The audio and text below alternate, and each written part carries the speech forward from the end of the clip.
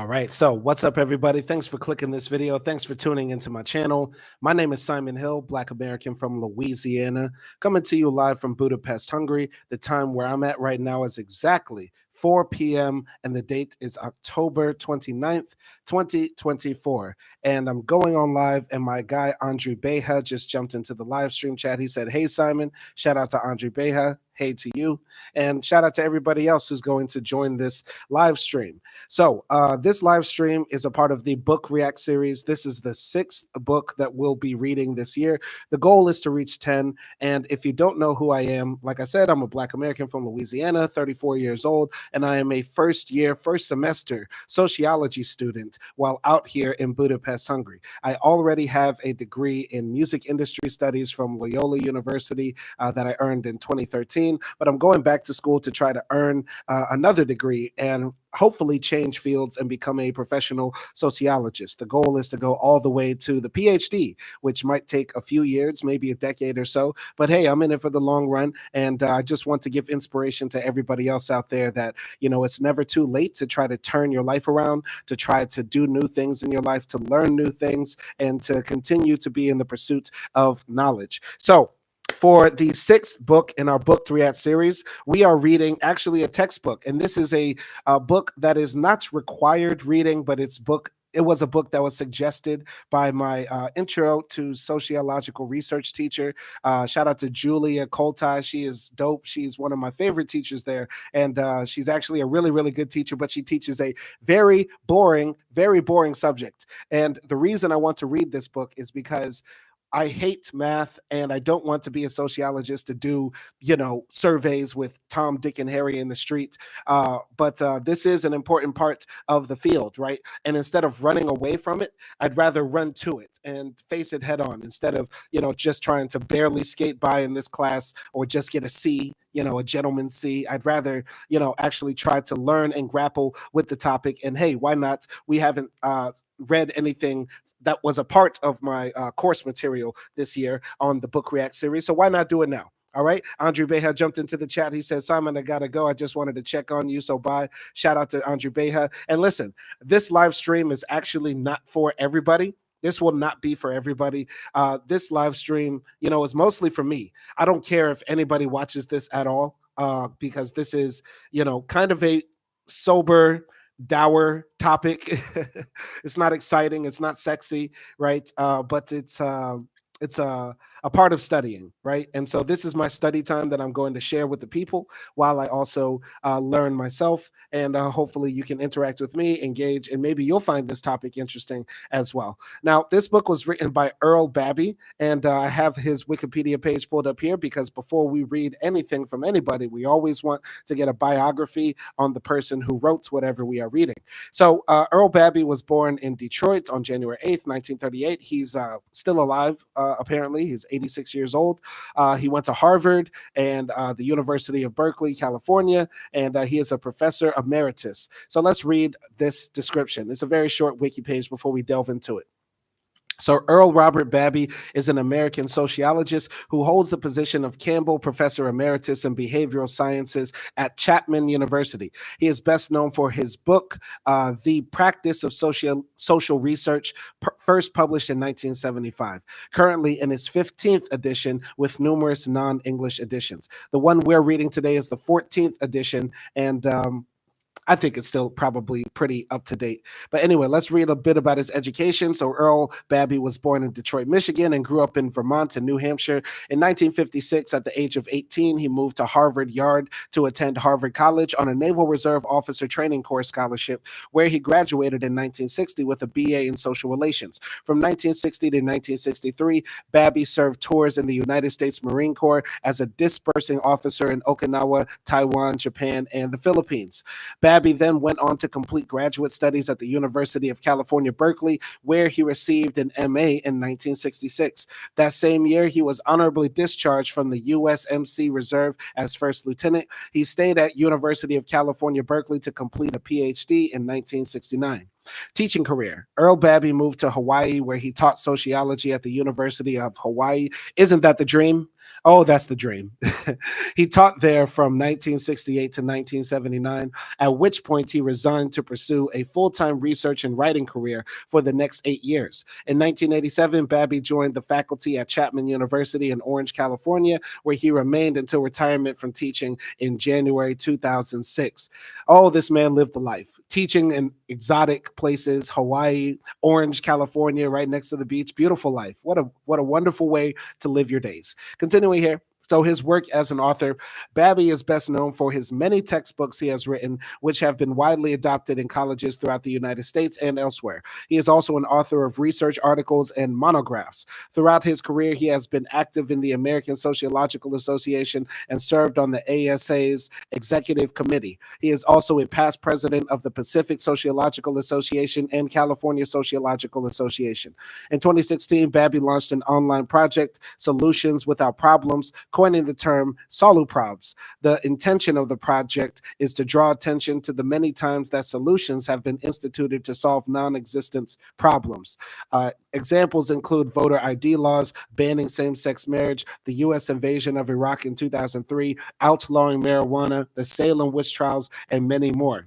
The goal of the project is to engender awareness and participation that reduce the damage this type of misguided social policy inflicts on society. I love when you read somebody's, biography and you can tell that, you would probably get along with this guy without knowing much more about him, because this is a short wiki page, but I pretty much know I would love to have a beer with Earl Babbie.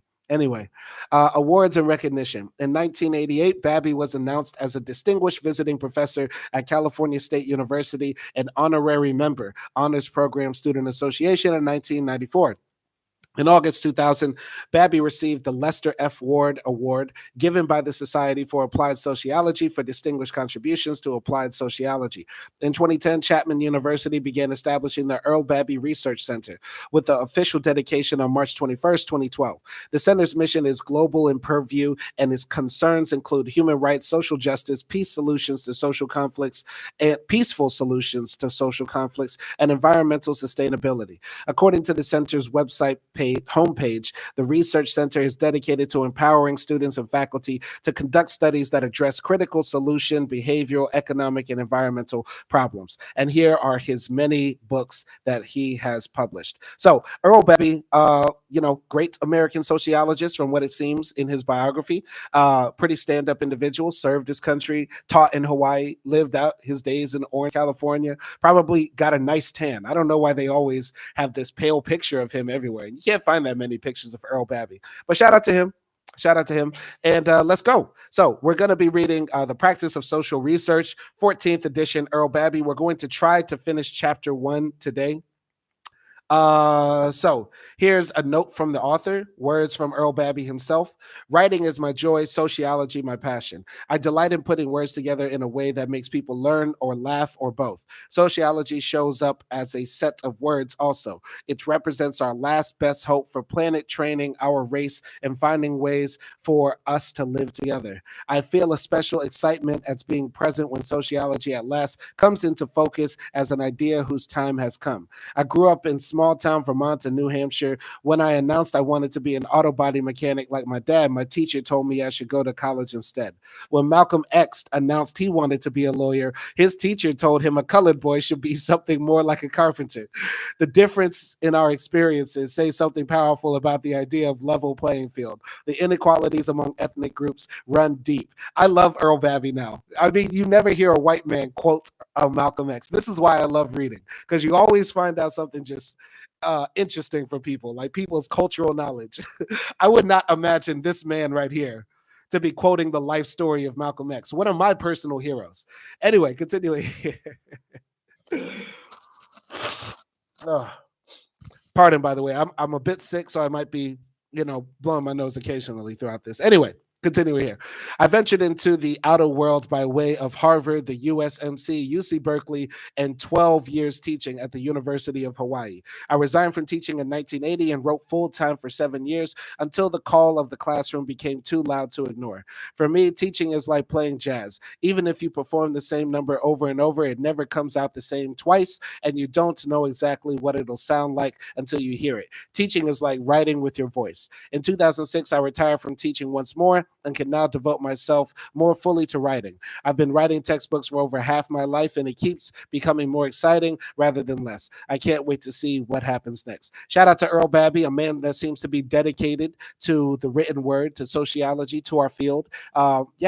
So far, so good. So far, so good. So we're not going to go over everything in the bibliography, like how this book is set up and everything like that.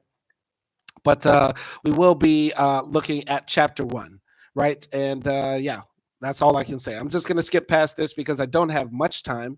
I have to go teach an English class soon. So we're going to skip past all this. If anybody wants to get this book, of course, it's not that hard to find online. And I have the hookup on books if you need it. So we're going to start here, the practice of social research. We're going to look at human inquiry and science, paradigms, theory, and social research, the ethics and politics of social research. That's it. So science is a familiar word. Everyone uses it. Yet images of science differ greatly. For some, science is mathematics. For others, it's white coats and laboratories. It's often confused with technology or equated with tough high school or college courses. Science is, of course, none of these things per se. It is difficult, however, to specify exactly what science is. Scientists themselves disagree on the proper definition. For the purpose of this book, we look at science as a method of inquiry, a way of learning and knowing things about the world around us. Contrasted with other ways of learning and knowing about the world, science has some special characteristics. It is a conscious, deliberate, and rigorous undertaking. Sometimes it uses statistical analyses, but often it does not. We'll examine these and other traits in the opening set of chapters. Dr. Benjamin Spock, the renowned author and pediatrician, began his books on childcare by assuring new parents that they already know more about childcare than they think they do. I want to begin this book on a similar note. Before you've read very far, you will realize that you already know a great deal about the practice of social research. In fact, you've been conducting research all your life. From the purpose of this book is to help you sharpen skills you already have and perhaps to show you some tricks that may not have occurred to you. Part 1 of this book lays the groundwork for the rest of the book by examining the fundamental characteristics and issues that make science different from other ways of knowing things. In chapter 1, we'll begin with a look at native human inquiry, the sort of thing you've been doing all your life. In the course of that examination, we'll see some of the ways people go astray in trying to understand the world around them, and I'll summarize the primary characteristics of scientific inquiry that guard against those errors. Chapter 2 deals with social theories and the links between theory and research. We'll look at some of the theoretical paradigms that shape the nature of inquiry and that largely determine what scientists look for and how they interpret what they see. Whereas most of this book deals with the scientific concerns of social research, chapter 3 introduces 2 other important concerns: the ethics and politics of research. Researchers are governed by a set of ethical constraints that reflect ideals and values aimed at helping, not harming people. Social research is also shaped by the fact that it operates within the political codes and systems of the societies it seeks to study and understand. These 2 topics appear throughout the book as critical components of social research. The overall purpose of Act 1 is to construct a backdrop against which to view the specifics of research design and execution. After completing part 1, you'll be ready to look at some of the more concrete aspects of social research. Interesting. So something that we already know, but we just need to sharpen our skills. Chapter 1, Human Inquiry and Science. Chapter Overview. All of us try to understand and predict the social world. Scientific inquiries and social research in particular are designed to avoid the pitfalls of ordinary human inquiry. Introduction. So, looking for reality, knowledge from agreement, reality, errors in inquiry, and some solutions. Okay, so these are just the different parts that we're going to look at. So let's just go here. So, reading the introduction. So, This book is about knowing things, not so much what we know as how we know it. Let's start by examining a few things you probably know already. You know the world is round. You probably also know it's cold on the dark side of the moon, the side facing away from the sun. And you know people speak Chinese in China. You know that vitamin C can prevent colds and that unprotected sex can result in AIDS. Okay, Babbie, all right. You just went up in levels, didn't you? How do you know? Unless you've been to the dark side of the moon lately or done experimental research on the virtues of vitamin C, you know these things because somebody told them to you and you believed that you were told. And you believed what you were told. You may have read in National Geographic that people speak Chinese languages in China. And because that made sense to you, you didn't question it. Perhaps your physics or astronomy instructor told you it was cold on the dark side of the moon, or maybe you heard it on the news. Some of the things you know seem absolutely obvious to you. If someone asks you how you know the world is round, you probably say, everybody knows that. There are a lot of things everybody knows. Of course, everyone used to know that the world was flat. Most of what you and I know is a matter of agreement and belief. Little of it is based on personal experience and discovery. A big part of growing up in any society, in fact, is the process of learning to accept what everybody around us knows is so. If you don't know those same things, you can't really be a part of the group. If you were to question seriously whether the world is really round, you'd quickly find yourself set apart from other people. Although most of us, Although most of what we know is a matter of believing what we've been told, there's nothing wrong with us in that respect. It's simply the way human societies are structured, and it's a quite useful quality. The basis of knowledge is agreement. Because you can't learn all you need to know by means of personal experience and discovery alone, things are set up so you can simply believe what others tell you. You know some things through tradition and some things from experts. I'm not saying you should never question this received knowledge. I'm just drawing your attention to the way you and society normally get along regarding what is so. There are other ways of knowing things, however. In contrast to knowing things through agreement, we can know them through direct experience, through observation. If you dive into a glacial stream flowing through the Canadian Rockies, you don't need anyone to tell you it's cold. The first time you stepped on a thorn, you knew it hurts before anyone told you. When our experience conflicts with what everyone else knows, though, there's a good chance we'll surrender our experience in favor of the agreement. Let's take an example. Imagine you've come to a party at my house. It's a high class affair, and the drinks and food are excellent. In particular, you're taken by one of the appetizers I bring around on a tray, a breaded, deep fried appetizer that's especially zesty.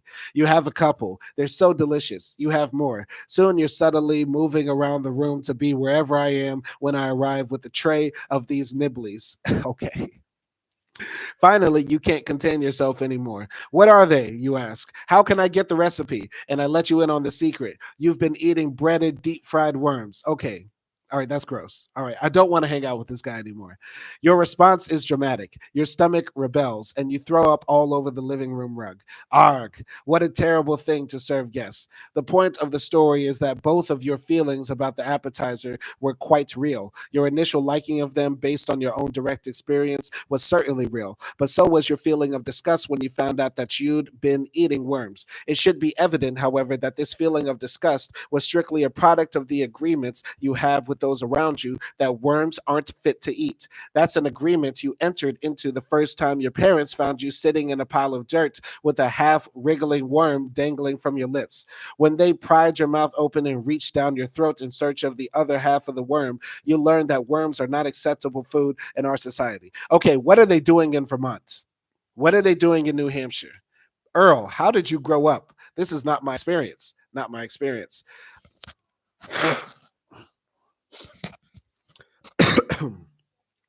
Aside from these agreements, what's wrong with worms? They are probably high in protein and low in calories, bite-sized and easily packaged. They are a distributor's dream. They are also a delicacy for some people who live in societies that lack our agreement that worms are disgusting. Some people might love the worms but be turned off by the deep-fried breading. Here's another question to consider. Are worms really good or really bad to eat? And here's a more interesting question. How could you know which was really so? This book is about answering the second kind of question. The rest of this chapter looks at how we know what is real. We'll begin by examining inquiry as a natural human activity, something we all have engaged in every day of our lives. We'll look at the source of everyday knowledge and at some kinds of errors we make in normal inquiry. We'll then examine what makes science, in particular social science, different. After considering some of the underlying ideas of social research, we'll conclude with an initial consideration of issues in social research. Looking for reality. Reality is a tricky business. You probably already suspect that some of the things you know may not be true, but how can you really know what's real? People have grappled with this question for thousands of years. Knowledge from agreement reality. One answer that has arisen out of that grappling is science, which offers an approach to both agreement reality and experiential reality. Scientists have certain criteria that must be met before they will accept the reality of something they have not personally experienced.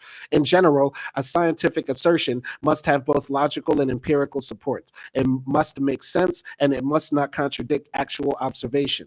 Why? Why do earthbound scientists accept the assertion that the dark side of the moon is cold? First, it makes sense because the moon's surface heat comes from the sun's rays, and the dark side of the moon is dark because it's always turned away from the sun. Second, scientific measurements made on the moon's dark side confirm this logical expectation. So scientists accept the reality of things they don't personally experience. They accept an agreement reality, but they have special standards of doing so. More to the point of this book, however, science offers a special approach to the discovery of reality through personal experience. In other words, it offers a special approach to the business of inquiry. Epistemology is the science of knowing. Methodology, a subfield of epistemology, might be called the science of finding out. This book presents and examines social science methodology, or how social scientists find out about human social life. Why do we need social science to discover the reality of social life? To find out, let's start by considering what happens in ordinary non-scientific inquiry. Just going here to the bottom right here, epistemology, once again, we should know this word, the science of knowing, systems of knowledge, and methodology, the science of finding out, procedures for scientific investigation. All right, let's go here. So ordinary human inquiry. Practically all people, and many other animals as well, exhibit a desire to predict their future circumstances. Humans seem predisposed to undertake this task by using causal and probabilistic reasoning. First, we generally recognize that future circumstances are somehow caused or conditioned by present ones. We learn that getting an education will affect how much money we earn later in life, and that swimming beyond the reef may bring an unhappy encounter with the shark. Sharks, on the other hand, whether or not they reason the matter through, may learn that hanging around the reef often brings a happy encounter with unhappy swimmers. This guy's got jokes. He's got jokes. Second, we also learn that such patterns of cause and effect are probabilistic. That is, the effect occur more often than the causes occur, than when the causes are absent, but not always. Thus, students learn that studying hard produces good grades in most instances, but not every time. We recognize the danger of swimming beyond the reef without believing that every such swim will be fatal. And we'll see throughout the book, science makes these concepts of causality and probability more explicit and provides techniques for dealing with them more rigorously than causal human inquiry does. It sharpens the skills we already have by making us more conscious, rigorous, and explicit in our inquiries. And looking at ordinary human inquiry, we need to distinguish between prediction and understanding. Often we make predictions without understanding. Perhaps you can predict rain when your trick knee aches, and often, even if we don't understand why, we're willing to act on the basis of a demonstrated predictive ability. A racetrack buff who discovers that the third ranked horse in the third race of the day always seems to win will probably keep betting without knowing or caring why it works out that way. Of course, the drawback in predicting without understanding will become powerfully evident when one of the other horses wins and our buff loses a week's pay. Whatever the primitive drives or instincts that motivate human beings and other animals, satisfying these drives depends heavily on the ability to predict future circumstances. For people, however, the attempt to predict is often placed in a context of knowledge and understanding. If you can understand why things are related to each other, why certain regular patterns occur, you can predict better if you simply observe and remember those patterns. Thus, human inquiry aims at answering both what and why questions, and we pursue these goals by observing and figuring out.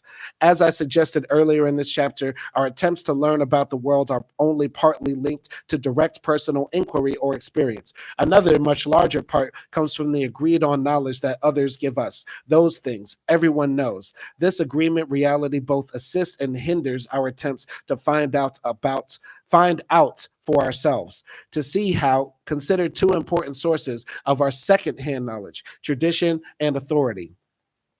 Tradition. Each of us inherits a culture made up in part of firmly accepted knowledge about the workings of the world and the values that guide our participation in it. We may learn from others that planting corn in the spring will garner the greatest assistance from the gods, that eating too much candy will decay our teeth, that the circumference of a circle is approximately 22 sevenths of its diameter, or that masturbation will make you blind. Does it? Ideas about gender, race, religion, and different nations that you learned as you were growing up would fit in this category. We may test a few of these truths on our own, but we simply accept the great majority of them. These are the things that everybody knows.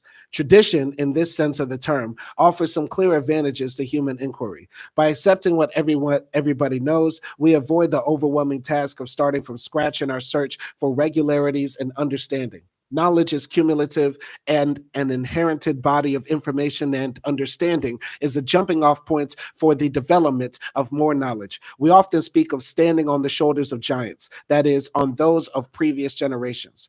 At the same time, tradition may hinder human inquiry. If we seek a fresh understanding of something everybody already understands and has always understood, we may be marked as fools for our efforts. More to the point, however, it rarely occurs to most of us to seek a different understanding of something we all know to be true. Authority. Despite the power of tradition, new knowledge appears every day. Quite aside from our own personal inquiries, we benefit throughout our lives from new discoveries and understandings produced by others. Often, acceptance of these new acquisitions depends on the status of the discoverer. You're more likely to believe that the common cold can be transmitted through kissing, for example, when you hear it from an epidemiologist than when you hear it from your Uncle Pete, unless, of course, he's also an epidemiologist. Like tradition, authority can both assist and hinder human inquiry. We do well to trust the judgment of the person who has special training, expertise, and credentials in a given matter, especially in the face of controversy. At the same time, inquiry can be greatly hindered by the legitimate authorities who err within their own province. Biologists, after all, make their mistakes in the field of biology. Moreover, biological knowledge changes over time. Interesting. Very interesting here. Take a sip of the tea. Going back up here to the definition that we need to see: agreement reality. Those things we know as part and parcel of the culture we share with those around us. Basically agreeing on what's real and false in our society.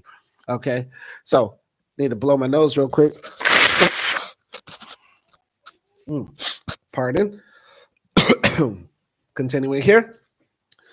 Inquiry is also hindered when we depend on the authority of experts speaking outside their realm of expertise. For example, consider the political or religious leader with no medical or biochemical expertise who declares that marijuana can fry your brain. The advertising industry plays heavily on this misuse of authority by, for example, having popular athletes discuss the nutritional value of breakfast cereals or having movie actors evaluate the performance of automobiles. Both tradition and authority then act as double-edged swords in the search for knowledge about the world. Simply put, they provide us with a starting point for our own inquiry, but they can lead us to start at the wrong point and push off in the wrong direction. errors in inquiry, and some solutions. Besides the potential dangers of tradition and authority, other pitfalls often cause us to stumble and fall when we set out to learn for ourselves. Let's look at some of the common errors we make in our casual inquiries and at the ways science guards against those errors.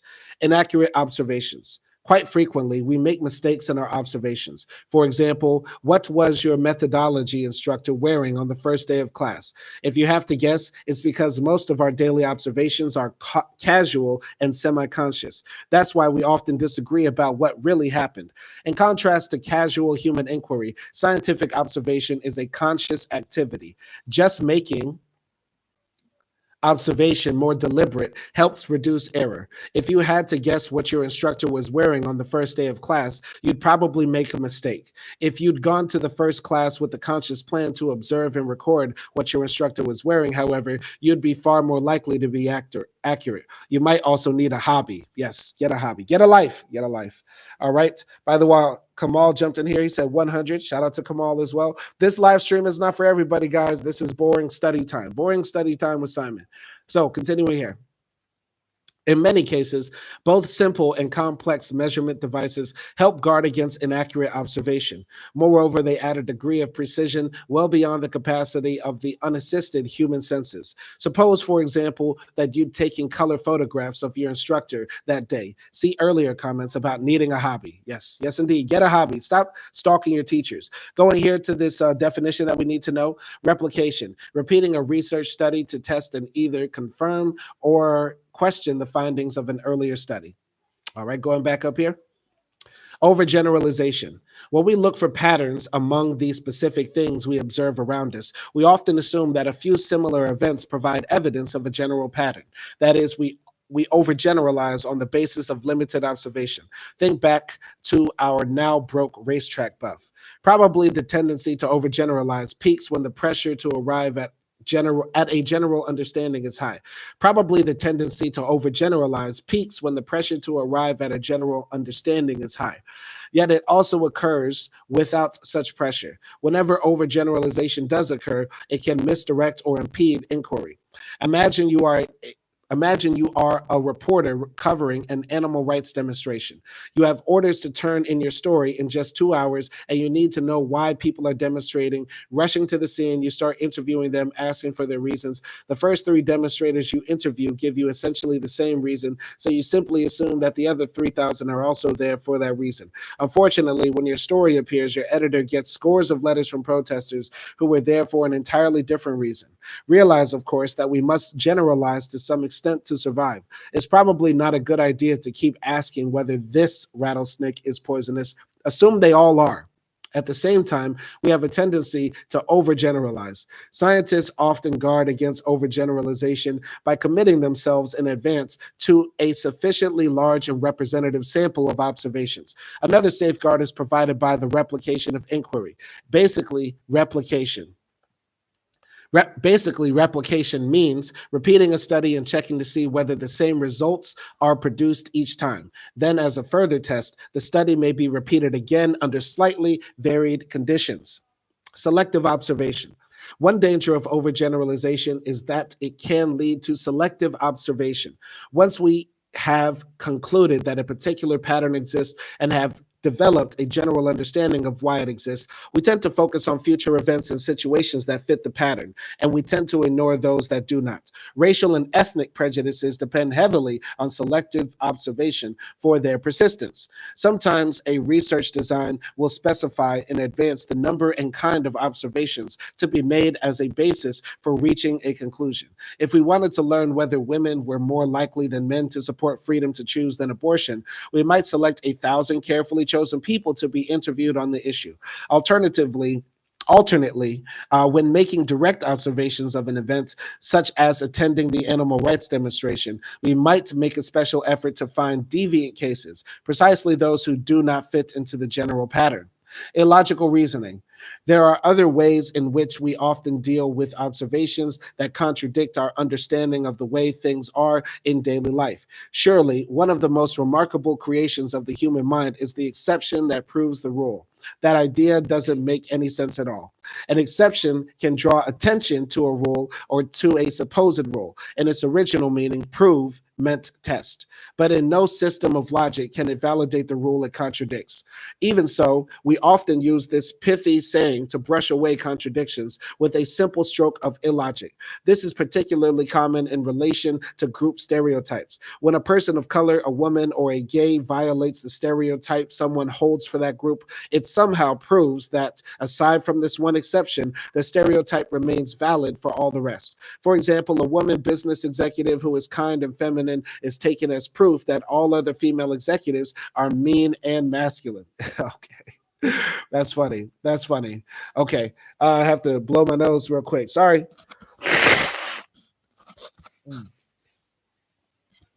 All right. And tea time.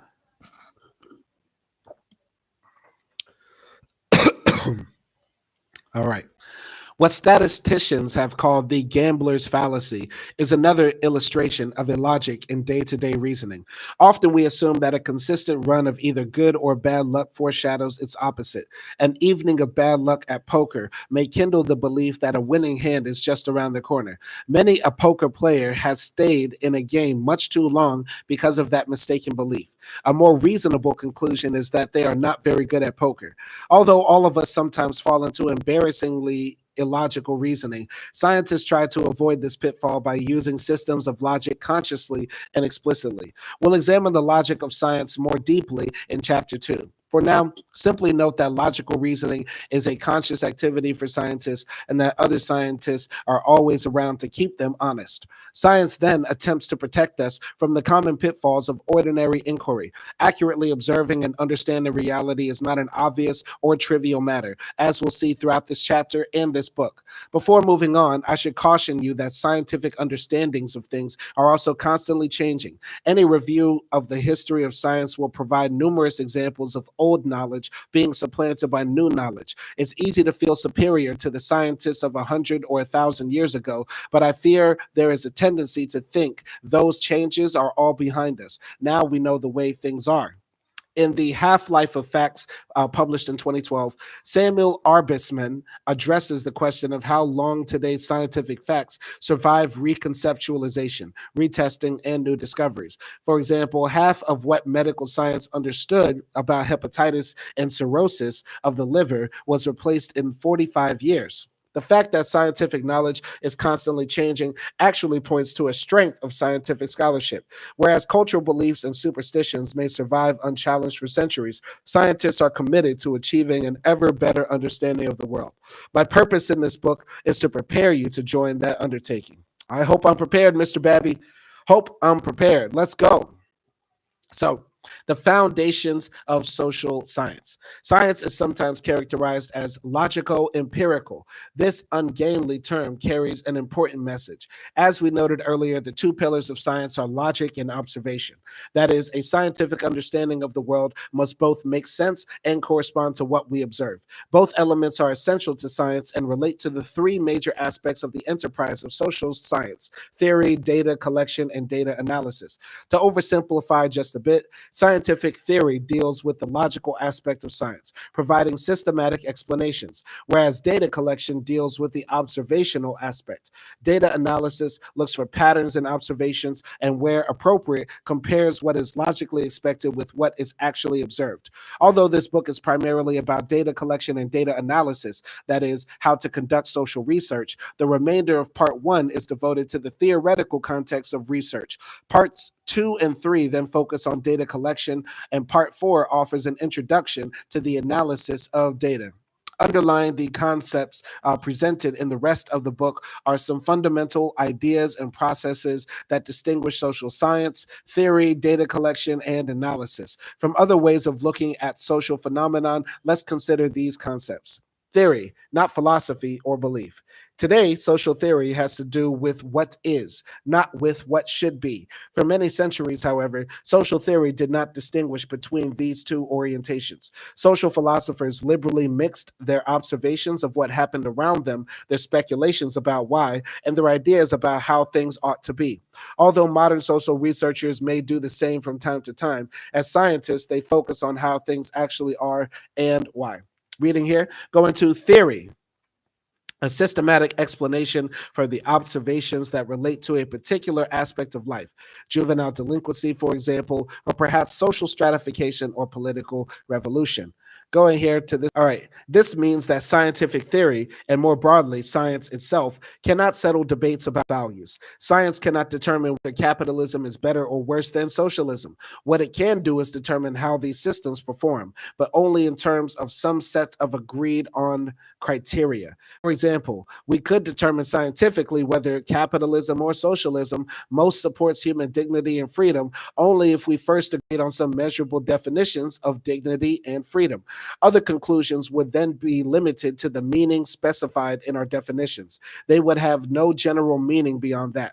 By the same token, if we could agree that suicide rates, say, or giving to charity were good measures of the quality of a religion, then we could determine scientifically whether Buddhism or Christianity is the better religion. Again, our conclusion would be inextricably tied to our chosen criteria. As a practical matter, people seldom agree on precise criteria for determining issues of value, so science is seldom useful in settling such debates. In fact, questions like these are so much a matter of opinion and belief that scientific inquiry is often viewed as a threat to what is already known. We'll consider this issue in more detail in Chapter 12 when we look at evaluation research. As you'll see, researchers have become increasingly involved in studying social programs that reflect ideological points of view, such as affirmative action or welfare reform. One of the biggest problems they face is getting people to agree on criteria of success and failure. Yet such criteria are essential if social research is to tell us anything useful about matters of value. By analogy, a stopwatch cannot tell us if one sprinter is better than another unless we first agree that speed is the critical criterion. Social science, then, can help us know only what is and why.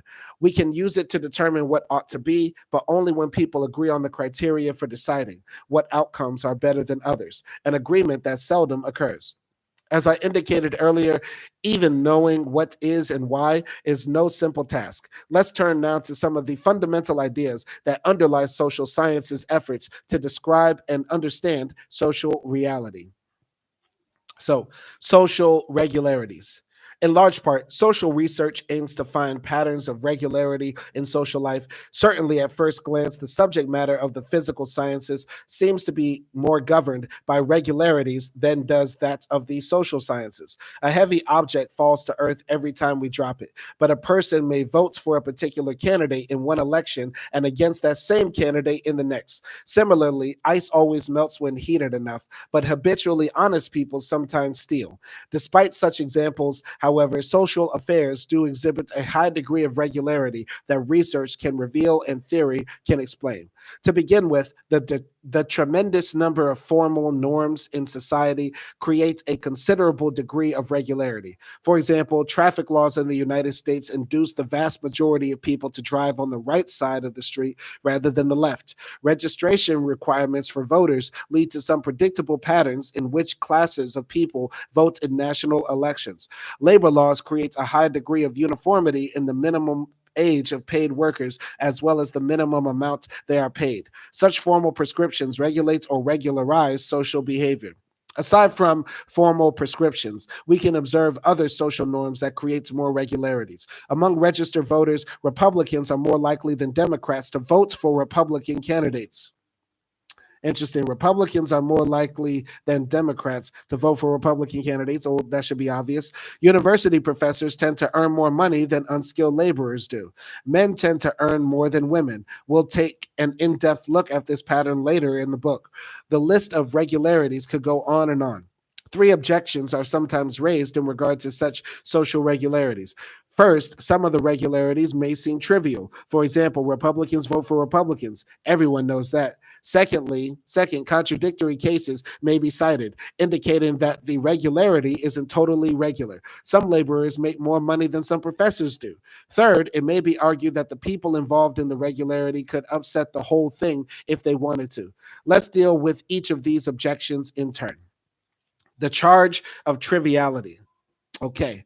During World War II, Samuel Stauffer, one of the greatest social science researchers, organized a research branch in the U.S. Army, to conduct studies in support of the war effort. Stauffer et al., 1949-1950, many of the studies focused on the morale among soldiers. Stauffer and his colleagues found that there was a great deal of common wisdom regarding the basis of military morale. Much of the research undertaken by this organization was devoted to testing these obvious truths. For example, people had long recognized that promotions obviously affected morale in the military. When military personnel get promotions and the promotion system seems fair, morale rises. Moreover, it makes sense that people who are getting promoted will tend to think the system is fair, whereas those passed over will likely think the system is unfair. By extension, it seems sensible that soldiers in units with slow promotion rates will tend to think the system is unfair, and those in units with rapid promotions will think the system is fair.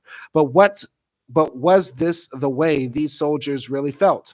Stauffer and his colleagues focused their studies on two units: the military police, which had the slowest promotions in the Army, and the Army Air Corps, forerunner of the U.S. Air Force, which had the fastest promotions. It stood to reason that MPs would say the promotion system was unfair, and the Air Corpsmen would say it was fair. The studies, however, showed just the opposite. Notice the dilemma faced by a researcher in a situation such as this. On the one hand, the observations don't seem to make sense. On the other hand, an explanation that makes obvious good sense isn't supported by the facts.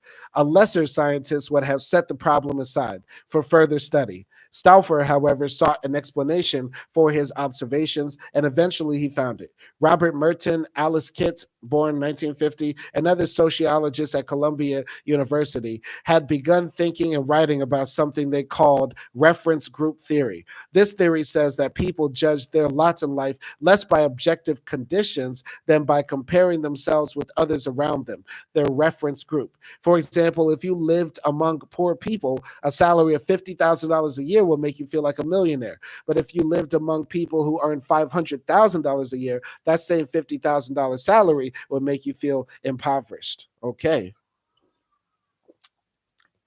Reference group theory explains a lot about MAGA, doesn't it? Blow my nose time.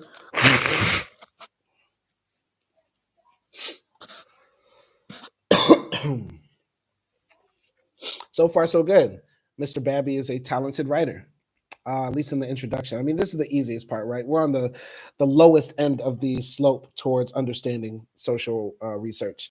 Anyway, Stauffer applied this line of reasoning to the soldiers he had studied. Even if a particular MP had not been promoted for a long time, it was unlikely that he knew some less deserving person who had gotten promoted more quickly. Nobody got promoted in the MPs. Had he been in the Air Corps, even if he had gotten several promotions in rapid succession, he would probably have been able to point to someone less deserving who had gotten even faster promotions. An MP's reference group, then, was his fellow MPs, and the Air Corpsman compared himself with fellow corpsmen. Ultimately, then, Stauffer reached an understanding of soldiers' attitudes toward the promotion system that, one, made sense, and two, corresponded to the facts. This story shows that documenting the obvious is a valuable function of any science, physical or social. Charles Darwin coined the phrase fool's experiment to describe much of his own research in which he tested things that everyone else already knew. As Darwin understood, the obvious all too often turns out to be wrong. Thus, apparent triviality is not a legitimate objection to any scientific endeavor. What about exceptions? The objection that there are always exceptions to any social regularity does not mean that the regularity itself is unreal or unimportant. A particular woman may well earn more money than most men, but that provides a small consolation to the majority of women who earn less. The pattern still exists. Social regularities, in other words, are probabilistic patterns, and they are no less real simply because some cases don't fit the general pattern. This point applies in a physical science as well as social science. Subatomic physics, for example, is a science of probabilities. In genetics, the mating of a blue-eyed person with a brown-eyed person will probably result in a brown-eyed offspring. The birth of a blue-eyed child does not destroy the observed regularity because the geneticist states only that the brown-eyed offspring is more likely. And further, the brown-eyed offspring will be born in a certain percentage of the cases. The social scientist makes a similar probabilistic prediction that women overall are likely to earn less than men. Once a pattern like this is observed, the social scientist has grounds for asking why it exists. People could interfere. Finally, the objection that the conscious will of the actors could upset observed social regularities does not pose a serious challenge to social science. This is true even though a parallel situation does not appear to exist in the physical sciences. Presumably, physical objects cannot violate the laws of physics, although the probabilistic nature of subatomic physics once led some observers to postulate that electrons had free will. There is no denying that a religious right-wing bigot could go to the polls and vote for an agnostic left-wing African American if he wanted to upset political scientists studying the election. All voters in an election could suddenly switch to the underdog just to frustrate the pollsters. Similarly, workers could go on to work early or stay home from work and thereby prevent the expected rush hour traffic. But these things do not happen often enough to seriously threaten the observation of social regularities. Social regularities then do exist, and social scientists can detect them and observe their effects. When these regularities change over time, social scientists can observe and explain those changes. There is a slightly different form of human interference that makes social research particularly challenging. Social research has a recursive quality in that what we learn about society can end up changing things so that what we learned is no longer true. For example, every now and then you may come across a study reporting the 10 best places to live or something like that. The touted communities are too crowded, yet they have all the stores you'd ever want. The schools and other public facilities are great. Crime is low. The ratio of doctors per capita is high. The list goes on. What happens when this information is publicized? People move there. The town becomes overcrowded, and eventually they are not such nice places to live. More simply, imagine what results from a study that culminates in a published list of the least crowded beaches or fishing spots. In 2001, the Enron Corporation was fast approaching bankruptcy, and some of its top executives were quietly selling their shares in the company. During this period, those very executives were reassuring employees of the corporation's financial solvency and recommending that workers keep their own retirement funds invested in the company. As a consequence of this deception, those employees lost most of their retirement funds at the same time they were becoming unemployed. The events at Enron led to two Stanford Business School faculty, David Larker and Anastasia Zako, Zakol Yukina. I got to learn to say some of these people. So let me pronounce their names right. Great, man. What it up? What you got? What you going to do? Any traveling? Maybe traveling around Hungary, man. I'm broke. I just spent 800 euros this month on my tuition. I got only a few dollars to my name right now until check hits by the end of the month. So man, I'm getting by, scraping by, just trying to pay for school, pay for the rent, pay for the Wi-Fi, all that sort of stuff. Got no money to bounce around country to country, but maybe just travel around Hungary, go to like the lakes and stuff. So yeah, that's what I got going on. Hope you're good wherever you are. I'm out here doing study time. This is study time with Simon with my book React. So yeah, anyway, let me try that again. Okay. Greg Mack says, use some of that Bayou money. That's the thing. Louisiana is like the 49th poorest state in the nation. Ain't no Bayou money. There may be just bodies in the bayou, but ain't no bayou money, that's for sure. Anyway, so the events at Enron led to two Stanford Business School faculty, David Larker and Anastasia Zakol-Yukina, to see if it would be possible to detect when business executives are lying. Their study analyzed tens of thousands of conference call transcripts, identified instances of executives fibbing, and looked for speech patterns associated with those departures from the truths. For example, Larker and Zakol-Yukina found that when the executives lied, they tended to use exaggerated emotions. For instance, calling business prospects fantastic instead of good. The research found other tip-offs that executives were lying, such as fewer references to shareholders and fewer references to themselves. Given the type of information derived from this study, uncovering identifiable characteristics of lying, who do you suppose will profit most from it? Probably the findings will benefit business executives and those people who coach them on how to communicate. There's every reason to believe that a follow-up study of top executives in, say, 10 years will find very different speech patterns from those used today. Go in here to the comment section. Kamal gave a thumbs up and a light bulb. Okay. All right. Anyway, continuing here.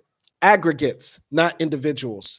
The regularities of social life that social scientists study generally reflect the collective behavior of many individuals. Although social scientists often study motivations that affect individuals, the individual as such is seldom the subject of social science. Instead, social scientists create theories about the nature of group rather than individual life.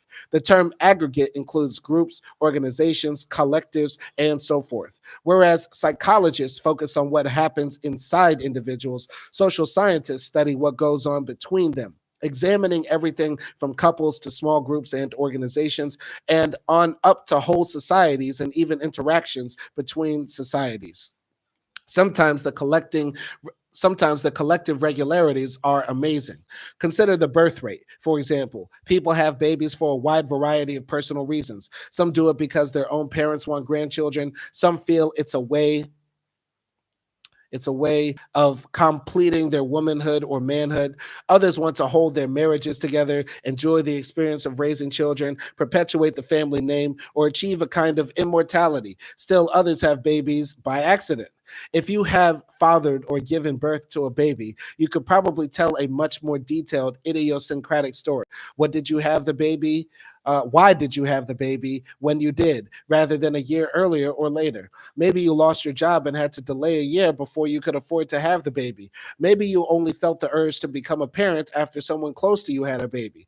Everyone who had a baby last year had his or her own reasons for doing so. Yet, despite this vast diversity and despite the idiosyncrasy of each individual's reasons, the overall birth rate in a society, the number of live births per 1,000 population, is remarkably consistent from year to year. See table 1:1 for recent birth rates for the United States. So here are the birth rates right here. I'm not that good at reading this yet, but here you go. So the birth rate, it seems like it's been trending downwards, consistently downwards since the 80s. And this goes up to 1994, from 1980 to 1994. All right. So continuing. If the US birth rates were 15.9, 35.6, 7.8, 28.9, and 16.2 in 5 successive years, demographers would begin dropping like flies.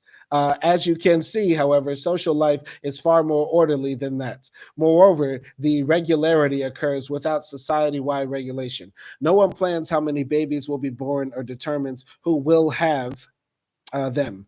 You do not need a permit to have a baby. In fact, many babies are conceived unexpectedly, and some are born unwillingly. Ooh, okay, all right, Babbie. It got very dark in here. Got really dark in here. All right. Social science theories then typically deal with aggregated, not individual behavior. Their purpose is to explain why aggregate patterns of behavior are so regular, even when the individuals participating in them may change over time. We could even say that social scientists don't seek to explain people at all. Then they try to understand the systems in which people operate, the systems that explain why people do what they do. The elements in such a system are not people, but variables. So here we go to variables. Our most natural attempts at understanding usually take place at the level of the concrete and idiosyncratic. That's just the way we think. Imagine that someone says to you, women ought to get back into the kitchen where they belong. You're likely to hear that comment in terms of what you know about the speaker. If it's your old Uncle Harry, who is also strongly opposed to daylight saving time, zip codes, and personal computers, you're likely to think his latest pronouncement simply fits into his rather dated point of view about things in general. If, on the other hand, the statement is muttered by an incumbent politician trailing a female challenger in an electoral race, you'll probably interpret his comments in a completely different way. Okay, I don't know when this was written, but it sounds like he's talking about MAGA. He's taking a lot of shots at MAGA in this book, right? Bringing up a male politician being sexist against his female opponents, a bias that we have based on our environment and how we feel about, certain policies. Sounds like he's taking shots at MAGA. 14th edition is wild. 2016 ruined everybody's minds. Um, In both examples, you're trying to understand the behavior of a particular individual. Social research seeks insights into classes or types of individuals. Social researchers would want to find out about the kind of people who share that view of women's proper role. Do those people have other characteristics in common that may help explain their views? Even when researchers focus their attention on a single case study, such as a community or a juvenile gang, their aim is to gain insights that would help people understand other communities and other juvenile gangs. Similarly, the attempt to fully understand one individual carries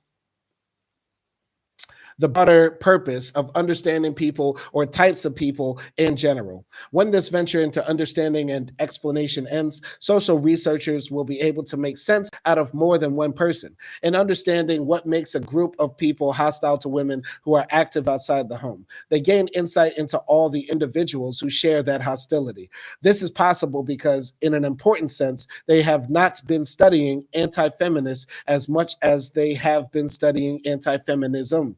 It might then turn out that Uncle Harry and the politician have more in common than first appeared. Anti feminism is spoken of as a variable because it varies. Some people display the attitude more so than others. Social researchers are interested in understanding the system of variables that causes a particular attitude to be strong in one instance and weaker in another. The idea of a system composed of variables may seem rather strange. So let's look at an analogy. The subject of a physician's attention is the patient. If the patient is ill, the physician's purpose is to help the patient get well. By contrast, a medical researcher's subject matter is different, the variable that causes a disease. For example, the medical researcher may study the physician's patient, but for the researcher, that patient is relevant only as a carrier of the disease.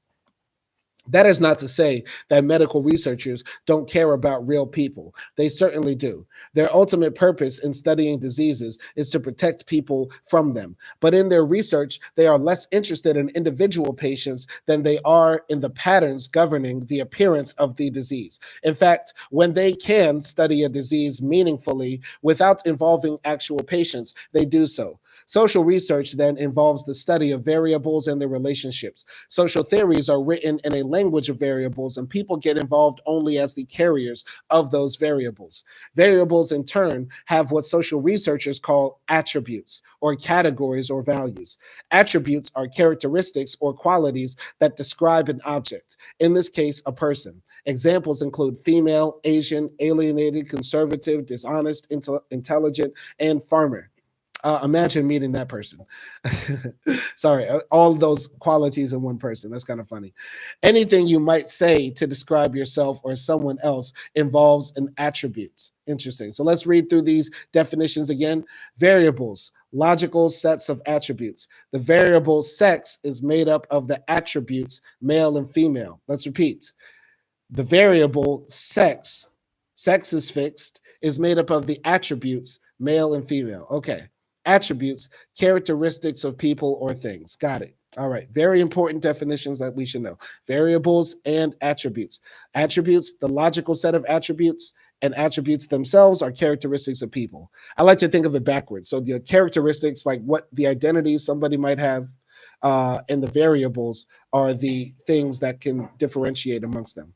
Logical sets of attributes, variables altogether. Okay. All right. So let's put this all here.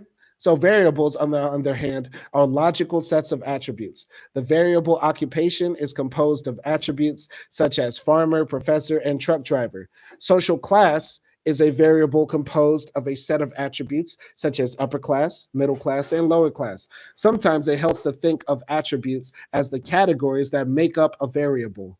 Sex and gender are examples of variables. These two variables are not synonymous, but distinguishing them can be complicated. I will try to simplify the matter here and abide by that distinction throughout this book. Most simply put, sex refers to biological, physiological differences, and the attributes comprising this variable are male and female, men and women, or boys and girls. Gender, on the other hand, is a social distinction referring to what is generally expected of men and women. Notice that these general expectations can vary from culture to culture and over time. Note also that some men will exhibit feminine behaviors and characteristics, while some women will exhibit masculine. Here he has a graph right here. So we have some social concepts such as young, social class, occupation, African American, liberal age, upper class, political views, plumber, female, gender, race/ethnicity. Those are all in the box of common social concepts. And the variables we have here are age, gender, occupation, race, ethnicity, social class, political views. So for age, what are the attributes? Young, middle-aged, old. For gender, what are the attributes? We should know already. It's female, male. For occupation, what are the attributes? There are millions, billions of occupations. Plumber, lawyer, data entry clerk. Those are attributes that comprise the variable. Look at race and ethnicity. You have African American, Asian, Caucasian, Latino. Social class, you have upper, middle, lower class. Those are attributes that comprise the variable of social class. Political views, you have liberal, conservative, then you have Simon Hill keeps the trail. Continuing here. All right, so reading back to this, going back to the sentence. So gender, on the other hand, is a social distinction referring to what is generally expected of men and women. Notice that these general expectations can vary from culture to culture and over time. Note also that some men will exhibit feminine behaviors and characteristics, while some women will exhibit masculine behaviors and characteristics. One set of attributes comprising gender is masculine and feminine. Interesting.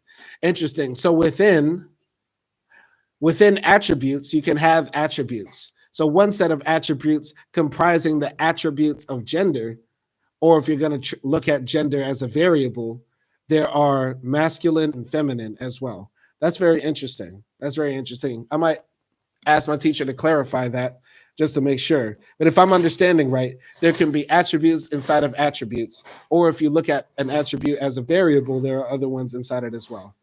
I guess you could look at it like this, like African American is an attribute of ethnicity or race. But if you make African American a variable, and then within African American, you have, I don't know, biracial African Americans, you have light-skinned African Americans, dark-skinned African Americans, right? You could also look at it that way, I guess. I just want to make sure I'm understanding that right. So I'm going to clarify that. I'm going to ask that question. But anyway, however, the real complication comes when women as a class are treated differently from men as a class, but not because of their physical differences. A good example is gender discrimination in income. As we'll see later in this book, American women overall earn less than men, even when they do the same job and have the same credentials. It has nothing to do with being feminine or masculine, but is not logically based on their different plumbing either.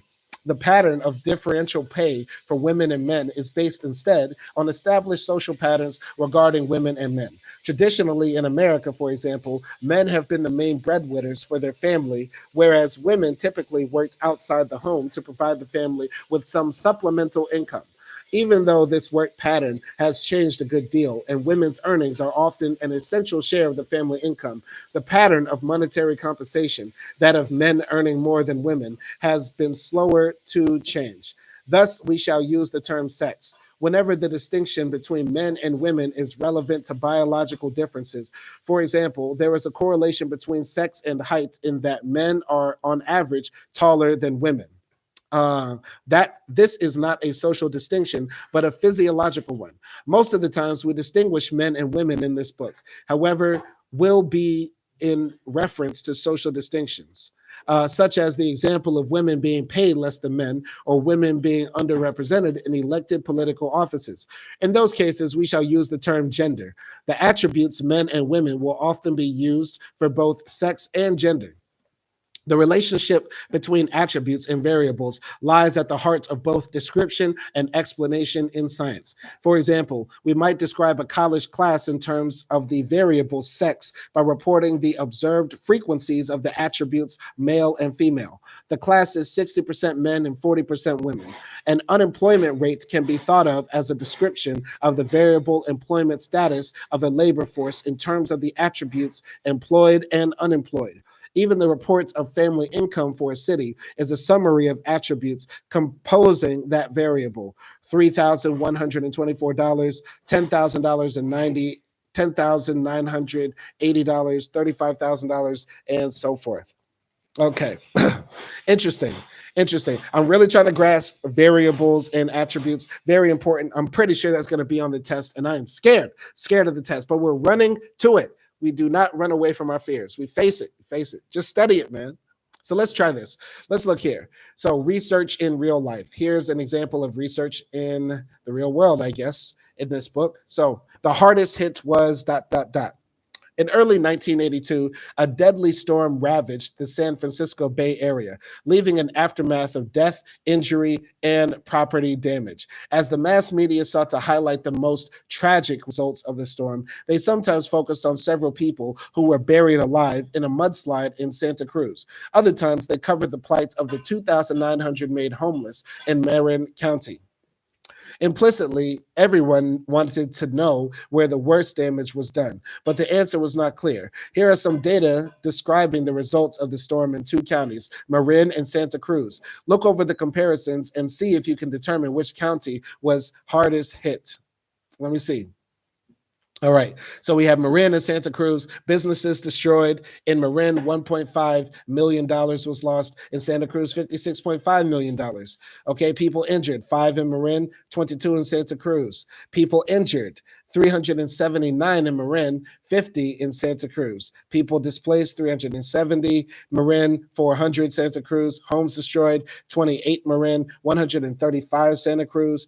Homes damaged, 2,900 in Marin, 300 in Santa Cruz. Businesses destroyed, 25 Marin, 10 in Santa Cruz. Businesses damaged, 800 in Marin and Santa Cruz, 35. Private damages, 65.1 million, 50 million in Santa Cruz, and public damages, 15 million in Marin and 56.5 million in Santa Cruz. I mean, it's hard to actually put a number on that, but I would value how many people died more than anything. And the homes destroyed. Yeah. So I would say Santa Cruz is worst hit because to me, I don't know where this text is going, but to me, the most valuable thing when looking at data like this was how many people died in an incident. And if one has more than the other, then that seems a bit more tragic. And also, secondly, like homes destroyed. Right. So if there were more homes destroyed and people killed in Santa Cruz, I'm going to say Santa Cruz, but let's see where the text is going. So certainly in terms of loss of life, Santa Cruz was the hardest hit of the two counties. Yet more than 7 times as many people were injured in Marin as in Santa Cruz. Certainly Marin County was hardest hit in that regard. Or consider the number of homes destroyed, worse in Santa Cruz or damaged, worse in Marin. It matters which aspect of the disaster you focus on. The same dilemma holds true for the value of the damage done. Should we pay more attention to private damage or public damage? So which county was hardest hit, quote unquote? Ultimately, the question as posed has no answer. Although you and I both have images in our mind about communities that are devastated or communities that are only lightly touched, these images are not precise enough to permit rigorous measurement. Okay. So I think what he's saying here is like it's values. Once again, what do you value? Private damage, public damage, people displaced, homes destroyed, right? That's what it's subjective. All right. The question can be answered only if we can specify what we mean by hardest hit. If we measure it by death toll, then Santa Cruz was the hardest hit. If we choose to define the variable in terms of people injured and or displaced, then Marin suffered the bigger disaster. The simple fact is that we cannot answer the question without specifying exactly what we mean by the term hardest hit. This is a fundamental requirement that will arise again and again as we attempt to measure social science variables. Okay, let's go here. Sometimes the meaning of the concepts that lie behind social science concepts are immediately clear. Other times they aren't. This point is discussed in the research and real life box, The Hardest Hits, which we just read. The relationship between attributes and variables is more complicated when we move from description to explanation and gets to the heart of the variable language of scientific theory. Here's a simple example involving two variables, education and prejudice. For the sake of simplicity, let's assume that the variable education has only two attributes, educated and uneducated. Similarly, let's give the variable prejudice two attributes, prejudiced and unprejudiced. Now let's suppose that 90% of the uneducated are prejudiced. Okay, 90% of the uneducated are prejudiced, and the other 10% are unprejudiced. Now let's suppose that 90% of the uneducated are prejudiced and the other 10% are unprejudiced. And let's suppose that 30% of the educated people are prejudiced and another 70% are unprejudiced. This is illustrated in figure 1-2A. Let's see 1-2A. Okay, so here it makes it more clear if you're looking at the screen, right? Here we have the educated who are prejudiced, only 3 people in the box. When we look at unprejudiced, when we look at educated, we have 7 people in the box, right? And it's the inverse for uneducated. Prejudiced, about what? 8 people in the box for prejudiced, and 1 person that's uneducated who's unprejudiced, right? All right, so that's 1-2A. All right, let's go here. So figure 1-2A illustrates a relationship or association between the variables education and prejudice. This relationship can be seen in terms of the pairings of attributes on the two variables. There are 2 predominant pairings, those who are educated and unprejudiced, and those who are uneducated and prejudiced. Here are 2 other useful ways of viewing that relationship. First, let's suppose that we play a game in which we bet on your ability to guess whether a person is prejudiced or unprejudiced. I'll pick people one at a time, not telling you which ones I've picked, and you have to guess whether each person is prejudiced. We'll do it for all 20 people in figure 1-2A. Your best strategy in this case would be to guess prejudiced each time, because 12 out of the 20 are categorized that way. Thus, you'll get 12 right and 8 wrong for a net success of 4. I wonder how this book would have been if he, instead of writing prejudice, he wrote racist. Because what he's implying here is that we should assume that most people are racist, but in this simple example. Now, of course, when we think about variables, it's not simply educated and uneducated, right? To some degree, everybody in our society, or the vast majority of people in our society, are educated. When even you compare it to like people 100 years ago, now mostly everybody can read and write at least. And that was the maximum education for a lot of people back in the day, right? But I wonder how this book would have gone had he wrote, yeah, you should assume in this simple example that most people are racist, because prejudice and racist are the same thing. Anyway, gonna go here. Craig Matt says, yo, I'm in Belgrade. Where do you suggest a good pub? Just go downtown. Just go downtown, buddy. I don't know Belgrade that well. You can have a good time out there, man. If you're in Belgrade, go and kick it. Have a good time. Come to Budapest. A lot of great places in Budapest. Anyway, your best strategy in this case will be to guess prejudiced each time, because 12 out of the 20 are categorized that way. Thus, you'll get 12 right and 8 wrong for a net success of 4. Now let's suppose that when I pick a person from the figure, I'll tell you whether the person is educated or uneducated. Your best strategy now will be to guess prejudiced for each uneducated person and unprejudiced for each educated person. If you follow that strategy, you'd get 16 right and 4 wrong. Your improvement in guessing prejudiced by knowing education is an illustration of what it means to say that the variables are related. Second, by contrast, let's consider how the 20 people would be distributed if education and prejudice were unrelated to each other. Notice that half the people are educated and half are uneducated. Also notice that 12 out of the 20, 60% are prejudiced. If 6 out of the 10 people in each group were prejudiced, we would conclude that the 2 variables were unrelated to each other. Knowing a person's education would not be of any value to you in guessing whether that person was prejudiced. We'll be looking at the nature of relationships between variables in some depth in part 4. In particular, we'll explore some of the ways relationships can be discovered and interpreted in research analysis. For now, you need a general understanding of the relationship in order to appreciate the logic of social science theories. Theories describe the relationships we might logically expect between variables. Often the expectation involves the idea of causation. That is, a person's attributes on one variable are expected to cause, predispose, or encourage a particular attribute on another variable. In the example just illustrated, we might theorize that a person being educated or uneducated causes a lesser or greater likelihood of that person seeming prejudiced. Going up here, let's take a look at example 2. So in part B, there is no apparent relationship between education and prejudice. In this one, we have educated who are prejudiced. It looks like about 6 people, and in unprejudiced, we have 4. And in uneducated, we have about 6 people who are uneducated and prejudiced, and only 4 people, right, who are unprejudiced. So we're already starting off on a great foot here.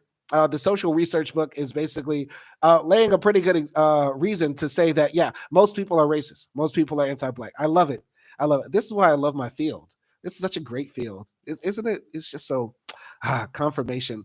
Don't you love when you get confirmation? Anyway, so being educated or uneducated causes a lesser or greater likelihood of that person seeming prejudiced.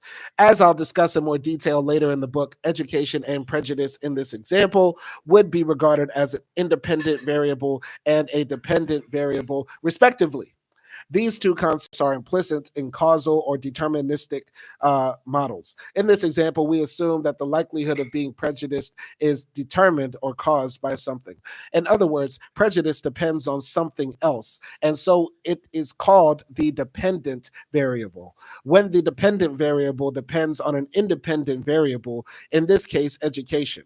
For the purpose of the study, education is an independent variable because it is independent of prejudice. That is, people's level of education is not caused by whether or not they are prejudiced.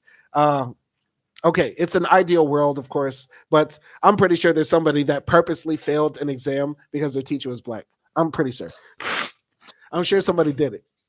I'm sure somebody did it. The first Black man to teach at Harvard had his whole class fail because they said they don't want to learn from no Negro. I'm more than certain. I'm more than certain. I'm joking. All right. Tea time. The sponsor of this episode is Lipton. Continuing here. The research in real life box, independent and dependent variables and dating, will illustrate this important distinction.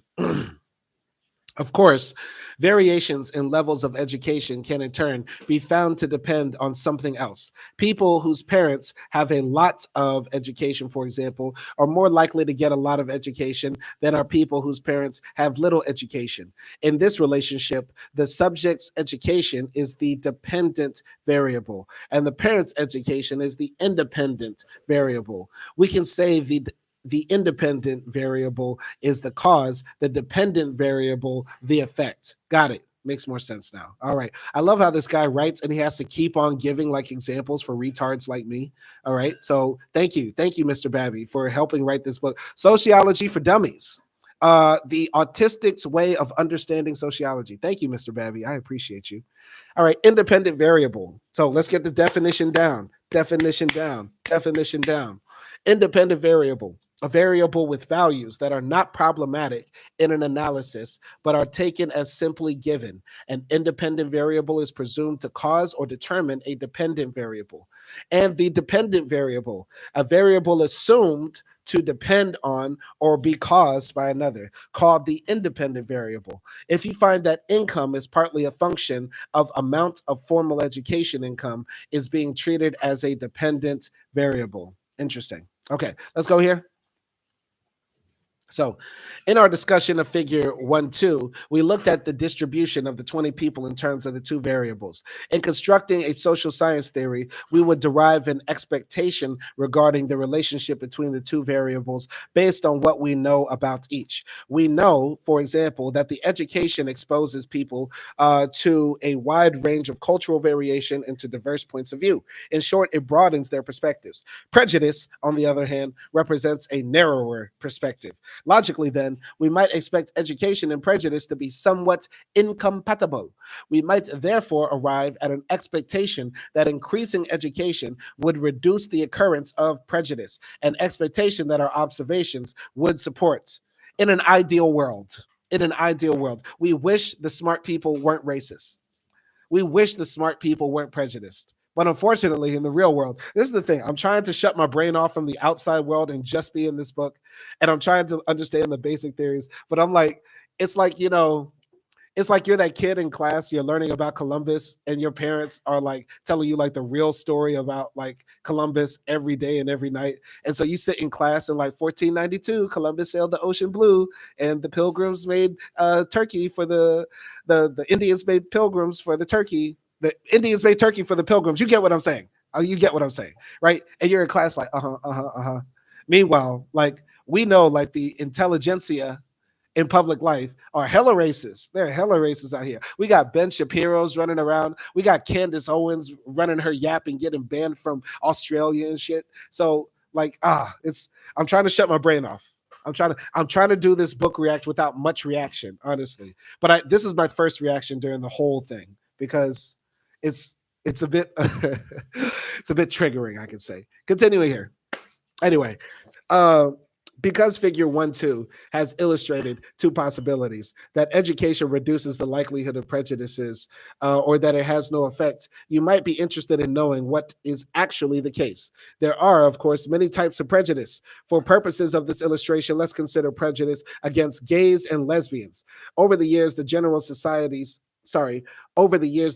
Social Survey, or GSS, has asked respondents whether homosexual relationships between two adults is always wrong, almost always wrong, sometimes wrong, or not wrong at all.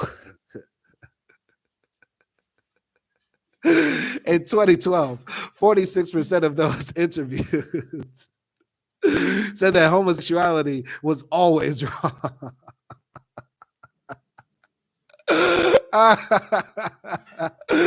However, this response is strongly conditioned by respondents' education. As table 1-2 indicates, see the tips and toolbox analyzing data online with the General Social Survey for more about the GSS. Mr. Earl Babbie, if you're watching this right now, I read your bio earlier and you talked about soluprobs, basically people creating solutions for problems that don't exist.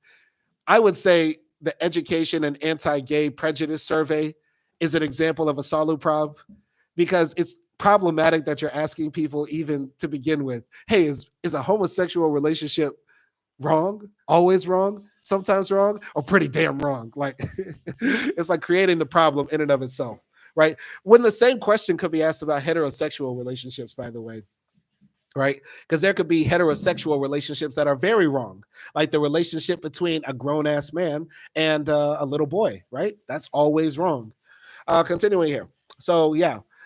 Here's the survey. Level of education, less than high school graduate. 61% of those people who had less than a high school degree said homosexuality is always wrong. 61% of those. High school graduate, 48%. Junior college, 46%. Bachelor's degree, 37%. And graduate degree, 27%. So, yeah. Continuing here.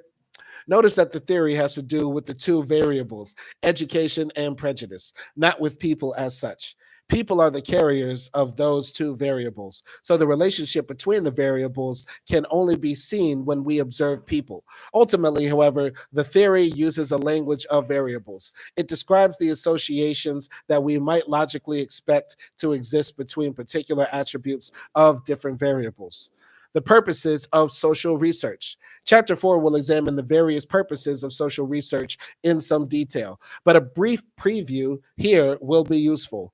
To begin, sometimes social research is a vehicle for mapping out a topic that may warrant further study later. Looking into a new political or religious group, learning something about the use of a new street drug, and so forth. The methods vary greatly, and the conclusions are usually suggested focus future research. Some social research is done for the purpose of describing the state of social affairs. What is the unemployment rate? What is the racial composition of a particular city? What percentage of the population plans to vote for a particular political candidate? Careful empirical description takes the place of speculation and impressions. Continuing here. Often, social research has an explanatory purpose, providing reasons for phenomenon in the form of causal relationships. Why do some cities have higher unemployment rates than others? Why are some people more prejudiced than others? Why are women less likely to earn less than men for doing the same job? Well, I started my OnlyFans and my wife makes more than me. So I would like to contest against that. Anyway, although answers to such questions abound in ordinary everyday discourse, some of those answers are simply wrong. Explanatory social research provides more trustworthy explanations. Although some studies will focus on one of these three purposes, it is often the case that a given study will have elements of all three. For example, when Kathleen A. Bogle undertook in-depth interviews of college students to study the phenomenon of hooking up, she uncovered some aspects that might not have been expected. When two people hook up, does that mean they have sex? Bogle found substantial ambiguities in that regard. Some students felt sex was part of the definition of that dating form, while others did not. I'll never forget the first time I remember hearing the phrase hookup in relation to sex, because Black people, when I was coming up, hookup meant that somebody did something for you, like a deal. You know what I mean? Like my buddy works at the clothing store. He got the hookup on jeans, meaning he can give us discount jeans. But then when I went to college and I was surrounded by white people, they were saying, yeah, I hooked up with this girl last night. So I was like, damn, she hooked you up with some jeans? He's like, no, I got in them jeans. You know what I'm saying? Anyway, continuing here. Her study also provided excellent ethnographic descriptions of the students' various experiences of hooking up. While in-depth interviews with 76%, while in-depth interviews with 76 students at 2 universities in one region of the country do not allow for statistical projections to all college students in America, they provide an excellent qualitative description of the phenomenon, not just norms, but wild variations as well. Not everyone will have interviewee Stephen's experience of his partner throwing up on him during sex or calling him Anthony instead of Stephen at a critical moment. This is the thing. Those are traumatic experiences. Having a girl throw up on you during sex and then she calls you another man's name is enough to make any man gay. But we have to remember what the survey says. Homosexual relationships, are they wrong? Always wrong? Sometimes wrong, or damn wrong. Imagine how could you ever look yourself in the mirror knowing a woman threw up on you and said, "I'm so sorry, Anthony," and you have to tell the bitch, "My name is Steven." What a horrible experience to have. And another thing I have to say, I got in trouble recently for making a dick joke in class. Meanwhile, I open up my book and all the sociologists write about is sex, masturbation, and marijuana. What is up with this? See, this is double standards. These are racist double standards. These are racist ass double standards. And looking at this book, I have the right to assume that the majority of my teachers are racist, even though they are educated. See, learning is a dangerous thing. Learning is a dangerous thing. If you crack open, this is why they didn't want Black people to read. This is why literally they kept it from us for hundreds of years. They did not want us to read. I'm learning the white man's technology, and boy, do they have some sick stuff between these pages. Tea time. Bogle's interviews also point to some of the causes for different kinds of hooking up. Your peers' behavior, or more important, your beliefs about your peers' behavior, will have a strong influence on how you behave. Thus, it would be difficult to categorize this study as exploratory, descriptive, or explanatory, as it has elements of all three. It's worth noting here that the purpose of some research is pretty much limited to understanding, whereas other research efforts are deliberately intended to bring about social change, creating a more workable and or more just society. Any kind of social science study, however, can change our view of society. In some cases, they may challenge commonly accepted truths about certain groups of people. See the research in real life box: poverty, marriage, and motherhood. Let's go here. So, let's go here. So, chapter 1, Human Inquiry and Science, Tips and Tools, Analyzing Data Online with the General Social Survey, or GSS. So, let's go here. You can test the relationship between prejudice and education for yourself if you have a connection to the internet. We'll come back to this later in chapter 14, but here's a quick peek in case you are interested. If you go to this website here, you will find yourself at a web page like the one shown in the figure. As you can see, the page is divided into two sections: a column listing variables on the left and a form containing a variety of filters, options, and fields on the right. I've indicated how you would work your way into the hierarchical list of variables to locate questionnaire items dealing with attitudes about homosexuality. For this example, I've selected homosex. In the form on the right, I've indicated that we want to analyze differences in attitudes for different educational levels, measured in this case by the variable called degree. By typing year 2012 into the selection filter field, I've specified that we want to do this analysis using the GSS survey conducted in 2012. If you're interested in trying this for yourself, fill out the form as I have done, then click the button marked Run the Table at the bottom of the form, and you'll get a colorful table with the results. Once you've done that, try substituting other variables you might be interested in, or see if the relationship between homosex and degree was pretty much the same in, say, 1996. The National Opinion Research Center, or NORC, at the University of Chicago conducts a period national survey of American public opinion for the purpose of making such data available for analysis by the social research community. This comprehensive project is called the General Social Survey. Beginning in 1972, large national samples were surveyed annually in face-to-face interviews. That frequency was reduced to every other year starting in 1994. Though conducted less often, the GSS interviews are lengthy and each takes over an hour to complete, making it possible to obtain a wide range of information about the demography and the opinions of the American population. The number of topics covered in a given survey is further increased by presenting different questions to different subsets of the overall sample. In the successive surveys, some questions are always asked while others are repeated from time to time.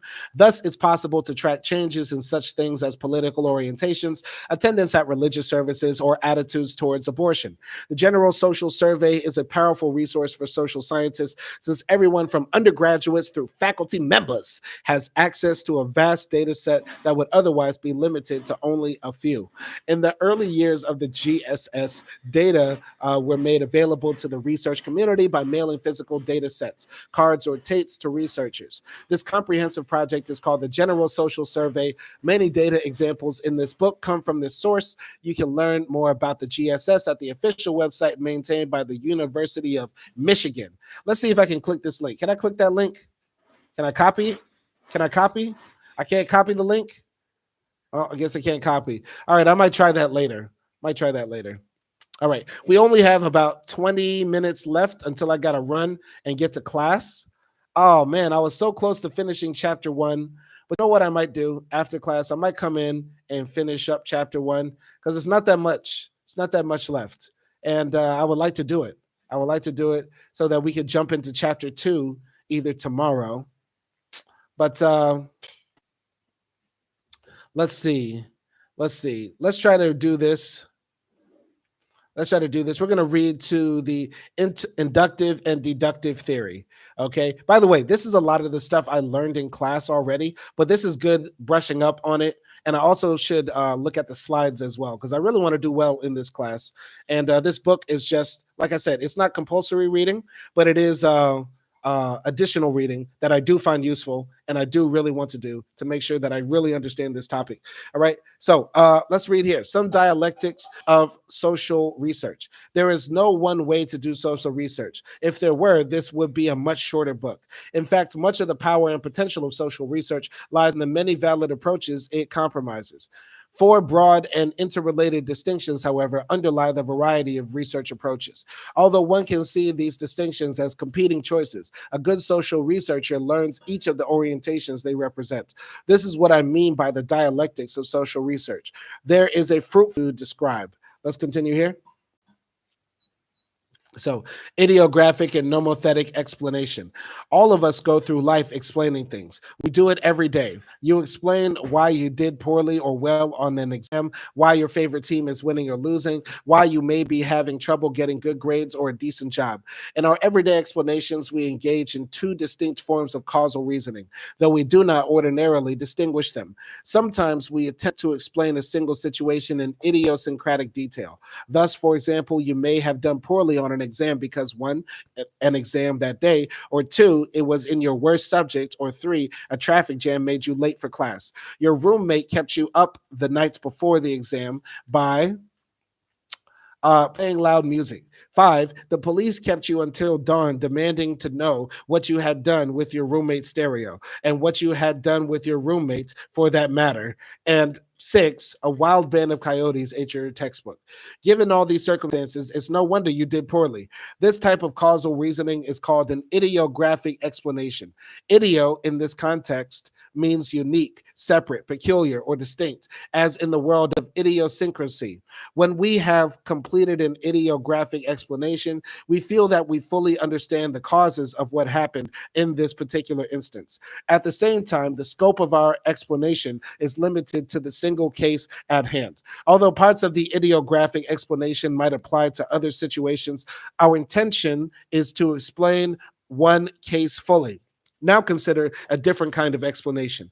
Students who study in groups generally seem to do better on exams than those who study alone. Those who start studying early tend to do better on exams than those who only cram the night before. Students who are interested in the subject matter usually do better than those who hate it. Notice that this type of explanation is more general, covering a wide range of experience or observation. It speaks implicitly of the relationship between variables. For example, A, whether or not you study in a group, and B, how well you do on the exam. This type of explanation, labeled nomothetic, seeks to explain a class of situations or events rather than a single one. Moreover, it seeks to explain economically using only one or just a few explanatory factors. Finally, it settles for a partial rather than a full explanation. In each of these examples, you might qualify your causal statements with such words or phrases as on the whole, usually, or all else being equal. Thus, you usually do better on exams when you've studied in a group, but not always. Similarly, your team has won some games on the road and lost some at home. And the attractive head of the biology club may get lots of good dates, while the homely members of sororities and fraternities spend a lot of Saturday nights alone working crossword puzzles. The existence of such exceptions is the price we pay for a broader range of overall explanation. As I noted earlier, patterns are real and important even when they are not perfect. Both the ideographic and nomothetic approach to understanding can be useful in daily life. The nomothetic patterns you discover might offer a good guide for planning your study habits. For example, while the ideographic explanation might be more convincing to your parole officer.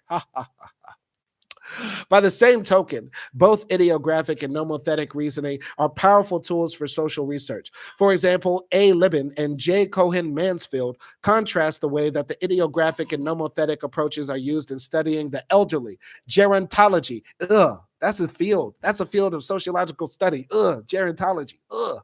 Some studies focus on the full experiences of individuals as they live their lives, whereas other studies look for statistical patterns describing the elderly in general. The authors then conclude by suggesting ways to combine ideographic and nomothetic approaches in gerontology. Social scientists then can access two distinct kinds of explanations. Just as physicists treat light sometimes as a particle and other times as a wave, so social scientists can search for a broad relationship today and probe the narrowly particular tomorrow. Both are good science, both are rewarding, and both can be fun. All right. So we're going to wrap it up here on page 23. Page 23 before we jump into inductive and deductive theory. But before we do that, let's just read over the definition one more time for our memory. Nomothetic, an approach to explanation in which we seek to identify a few causal factors that generally impact a class of conditions or events. And there are three key factors that determine which colleges students choose: proximity, reputation, and so forth. And induction, the logical model in which general principles are developed from specific observations. Having noted that Jews and Catholics are more likely to vote Democratic than Protestants are, you might conclude that religious minorities in the United States are more affiliated with the Democratic Party, and then your task is to explain why. This would be an example of induction. All right. So, interesting. And let's go back up here. Looking at idiographic. So idiographic, an approach to explanation in which we seek to exhaust the idiosyncratic causes of a particular condition or event. Imagine trying to list all the reasons why you chose to attend your particular college. Given all those reasons, it's difficult to imagine you making any other choice. An idiographic explanation. All right. Research in real life. This will be the last thing we read today. Poverty, marriage, and motherhood. Yes, reminds me of Earth Mama. Okay. As we have seen, a wide variety of research approaches can enhance our grasp of social dynamics. Much social research involves the analysis of masses of statistical data. As valuable as the examination of overall patterns can be, it can come at the risk of losing sight of the individual men and women those data represent. As such, some social research focuses specifically on the detailed particulars of real lives at the ground level of society. Throughout this book, I'll highlight some recent studies that reflect this latter approach to understanding social life in an attempt to keep humanity in focus during our broader discussion of social science practice. Statistics suggest that in the United States, unwed mothers and their children, particularly those who are poor, will face a host of problems in the years to come. Both the child and the mother will likely struggle and suffer. The children are less likely to do well in school and in later life, and the mothers will probably have to struggle in low-paying jobs or live on welfare. The trend toward births out of wedlock has increased dramatically in recent decades, especially among the poor. As a reaction to these problems, the Bush administration launched a healthy marriage initiative in 2005 aimed at encouraging childbearing couples to marry. Voices for and against the program have been raised with vigor.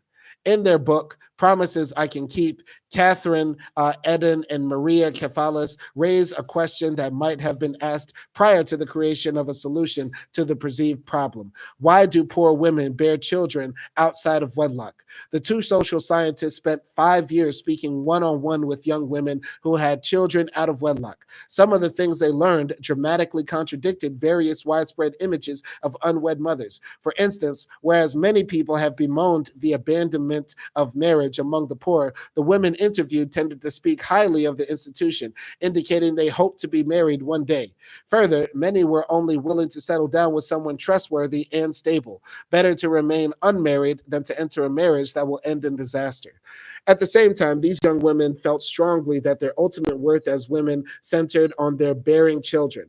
Most felt it was preferable to be an unmarried mother than to be a childless woman, the real tragedy in their eyes. Okay. See, this is why we will never have universal health care. This is why we will never have freedom. That's why. This is why. It was preferable to be an unmarried mother than to be a childless woman. Come on now. Come on now. Everybody can have their own opinions, but this is regression. This is regression. This is buying into patriarchy. I'm sorry. I'm trying to take myself out of it, but this is book react. I got to keep it real. I got to keep it raw. This is why we will never have free, universal higher education in the United States, because people think this way. I'm sorry. Anyway, This view of marriage may differ greatly from your own. As we have seen, assumptions about what's real are often contradicted by actual observations. This is why we love sociology. This is why we have the best field of study. Yep, the best field in the humanities. It's us, baby. The big S, the big S, the big S-O. Oh, let's go. Anyway, this has been fun. This has been fun. I've been procrastinating like a mug to do this book react, but we will finish this book. We might jump on live stream later today to read more. I got to get ready for class. I got class at 6. So thank you everybody who tuned in, and we will continue reading The Practice of Social Research by Earl Babbie today, tomorrow, until this book is done. It's a long book. It's a textbook. This will be the first textbook we read in Book React series, but as you know, we will always get it done. We've gotten 5 books done so far this year. This is just another notch on the belt. So this has been fun studying with y'all. Y'all be easy out there. Shout out to everybody who jumped into the live stream chat. Shout out Greg Mack. Shout out Kamal, and shout out Andrew Beha. Y'all be easy out there, and peace.